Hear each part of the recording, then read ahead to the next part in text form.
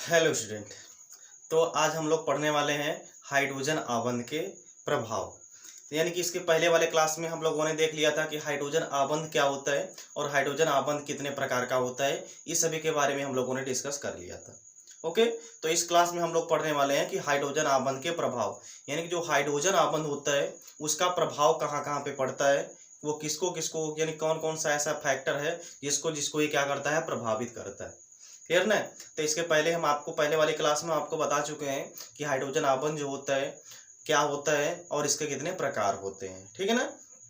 तो जो हाइड्रोजन आबंध होता है वह सहसंयोजी और आयनिक आबंध से क्या होता है, स्ट्रांग होता है, लेकिन वीक होता है।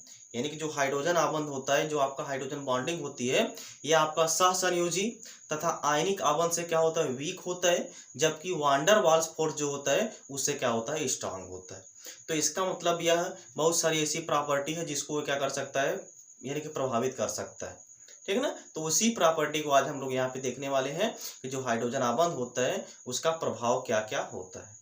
क्लियर ना। तो जो हाइड्रोजन आबंध का प्रभाव, देखिए जो हाइड्रोजन आबंध का पहला प्रभाव होता है वह होता है गलनांक और क्वथनांक पर। इस पर गलनांक एवं क्वथनांक पर, गलनांक एवं क्वथनांक पर। ठीक ना। यानी कि मेल्टिंग एंड बॉइलिंग पॉइंट पर। देखिए जो आपको जैसे आपका एच हो गया, एच ओ हो गया, एच एन हो गया, यही आपका हाइड्रोजन आबंध है।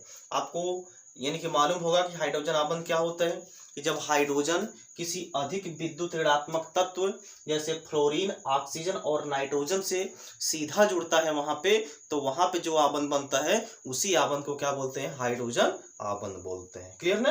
तो यहाँ पे भी आपका क्या बना है, हाइड्रोजन आबंध बना है। यहाँ भी आपका क्या बना है, हाइड्रोजन आबंध बना है। और यहाँ भी आपका क्या बना हुआ है, हाइड्रोजन आबंध बना हुआ है। क्लियर। तो ये तीनों की तीनों क्या है, आपके हाइड्रोजन आबंध है। ठीक। अब यहाँ पे देखिए जो अधिक विद्युत ऋणात्मक तत्व होगा, जिसकी इलेक्ट्रोनेगेटिविटी सबसे ज्यादा होगी, वहां पे हाइड्रोजन बॉन्डिंग जो होगा वो क्या होगा, सबसे ज्यादा स्ट्रांग होगा। यानी कि आपको बताया गया था कि एच एफ जो है, यानी कि एच और एफ के बीच में जो हाइड्रोजन बॉन्ड बनता है वो क्या होता है, आपका स्ट्रांग होता है। इसके बाद आपका एच ओ के मध्य जो बॉन्ड बनता है वो होता है। इसके बाद आपका क्या होता है, एच और एन के बीच में। यानी कि सबसे ज्यादा जो हाइड्रोजन बॉन्डिंग स्ट्रांग होता है वो एच का होता है, इसके बाद H2O का होता है, और सबसे आपका वीक इसमें से जो होता है वो H और N के बीच का होता है।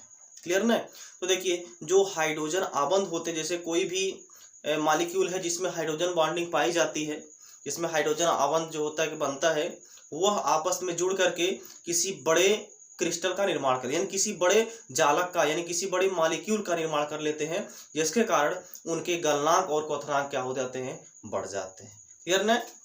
और गलनांक और क्वथनांक बढ़ने का रीजन क्या है, यही आपका फोर्स ऑफ, यानी कि इनके बीच का जो हाइड्रोजन बॉन्डिंग है वो क्या है, आपका स्ट्रांग। ठीक ना।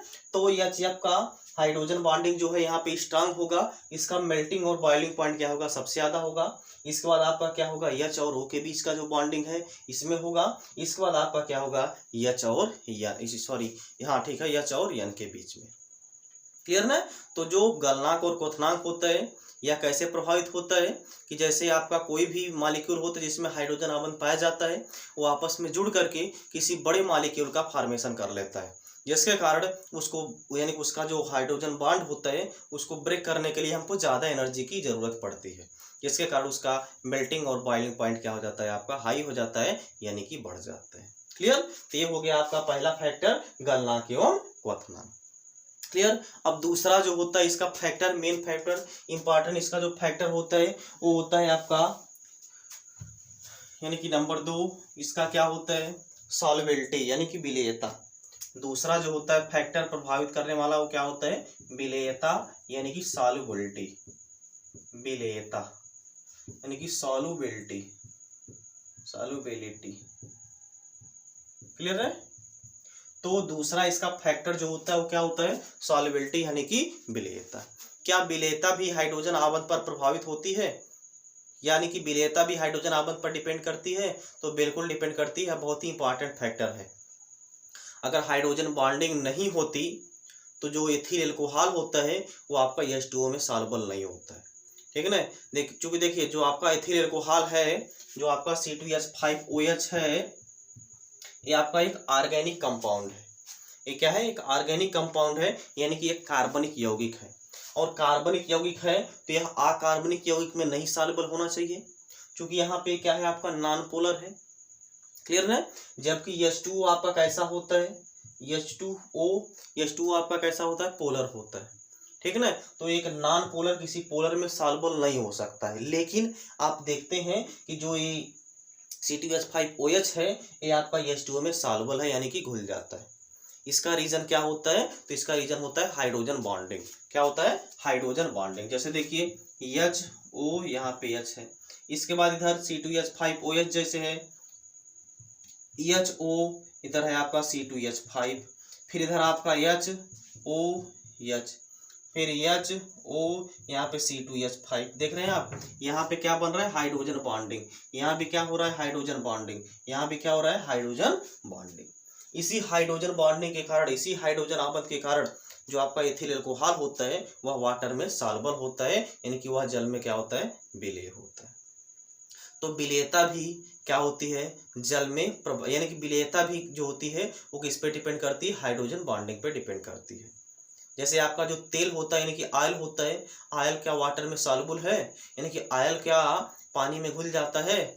नहीं घुलता है। वो जो आपका वाटर होता है उसके लेयर के ऊपर वो क्या करता है? आपका एक लेयर बना देता है, उसको क्या यानी कि उस पर क्या कर लेता है? वो तैरने लगता है, उसमें कभी भी सॉल्युबल नहीं होता है, क्लियर ना। क्यों नहीं सॉल्युबल होता है? कि वहाँ पे जो ऑयल होता है यानी कि जो तेल होता है वो एक ऑर्गेनिक कंपाउंड होता है, जो कि आपका वाटर के साथ हाइड्रोजन बॉन्डिंग नहीं बना पाता है। तो हाइड्रोजन बॉन्डिंग नहीं बना पाएगा तो वह जल में सॉल्युबल नहीं होगा, क्लियर ना। तो यही रीजन है इसका। तो विलेयता भी क्या करती है? हाइड्रोजन आबंध पर डिपेंड करती है कि हाइड्रोजन आबंध जिसमें बनेगा वो क्या होगा? आपका जल में सॉल्युबल होगा, और जिसमें हाइड्रोजन बॉन्ड नहीं बनेगा वह जल में इनसॉल्युबल होगा, क्लियर। अब तीसरा इसका जो इम्पोर्टेंट फैक्टर होता है वो क्या होता है? इसकी भौतिक अवस्था यानी कि फिजिकल स्टेट। तीसरा जो इसका फैक्टर है वो आपका क्या है? भौतिक अवस्था यानी कि फिजिकल स्टेट। तीसरा जो फैक्टर है वो क्या है आपका? भौतिक अवस्था। तीसरा क्या है आपका? भौतिक अवस्था यानी कि फिजिकल स्टेट। फिजिकल स्टेट देखिए, जैसे भौतिक अवस्था जैसे आपका सॉलिड स्टेट होता है यानी कि ठोस अवस्था होता है, द्रव अवस्था होता है, और क्या होता है आपका? गैसीय अवस्था होता है, क्लियर ना। उसी तरीके से देखिए यहाँ पे जो भौतिक अवस्था है ये भी क्या होती है? प्रभावित होती है। जैसे देखिए आपका कुछ ऐसे मॉलिक्यूल होते हैं, जैसे हम ले लें आपका, जैसे चलिए आप NH3 ले लीजिए, इसी ग्रुप का है आपका PH3, NH3 और PH3 है, क्लियर ना।